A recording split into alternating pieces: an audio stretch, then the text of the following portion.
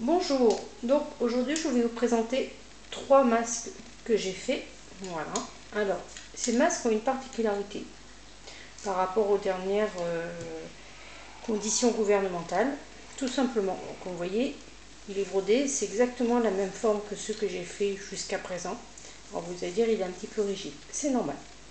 À l'arrière, au centre, en fin de compte, j'ai laissé l'ouverture et à l'intérieur, j'ai tout simplement glissé un masque chirurgical. Voilà. Donc on a glissé le masque à l'intérieur. Une fois que c'est fait, bon, bien sûr j'ai coupé les élastiques du masque automatiquement. Donc j'ai gardé vraiment que la structure du masque. Et une fois que c'est fait, en fait compte, une fois qu'on a bien placé le masque dedans, ça fait que c'est respirable. Tout simplement, vu que là il y a une ouverture, donc au niveau de la respiration, d'aération, il n'y a aucun souci. Je l'ai essayé, c'est très bien. D'ailleurs, celui-là, je vais le garder pour moi, du coup. Et donc, en plus, comme il y a la pince, ben, c'est d'autant mieux. Voilà, ça, c'est le premier. Le deuxième, alors, il n'a pas du tout la même forme. Celui-là, en fin de compte, si on le plie, il a cette forme-là. Il est d'un seul montant. Il n'a pas de couture au milieu. Et ce que j'ai fait à celui-ci, là, il y a une pince qui est semée au niveau du nez, une pince qui est semée au niveau du menton. Et comme ça, c'est pratique, il se tient bien au niveau du visage. Bon, ça, c'est un modèle femme, pour ça que vous le voyez petit. Et en plus, il est fait à mon visage, donc petit. Donc là, vous avez un filtre. C'est un filtre qui est en propylène, voilà, excusez-moi, et qui filtre à 90%. Donc, dans les normes de la catégorie 1, tout comme celui-là, vu qu'il a eu un filtre chirurgical, un masque chirurgical. Voilà. Donc avec les petits élastiques, hein, voilà. Donc bien sûr, bon, on peut faire comme pour celui-là, si on veut, on peut faire une broderie ici. Bon, bien sûr, je ne vais pas le faire sur celui-là, mais on pourrait. Alors, le dernier. Donc celui-là, je ne vais pas vous montrer la broderie, parce que je ne peux pas. Donc celui-là, c'est un modèle homme, hein, comme vous pouvez voir.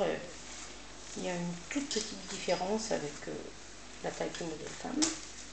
Donc ça, c'est un modèle homme. Et celui-là, oui, j'ai fait une petite innovation.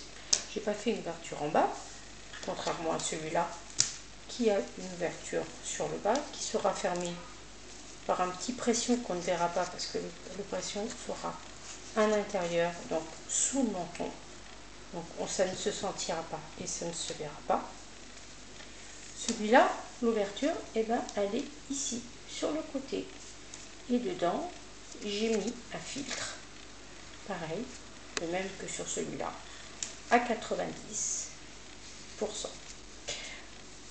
Et donc, du coup, on enfile le filtre, on l'installe, voilà. Donc, on peut le faire passer des deux côtés. Et comme ça, on peut bien l'installer. Maintenant, si on ne veut pas mettre un filtre comme ça, vous avez plusieurs solutions. Vous avez ce qu'on appelle des filtres PM2.5. Ce sont des filtres qu'on peut acheter sur internet, pour ne pas le citer. Et comme ça, ça vous permet de, pareil, de glisser le filtre dedans.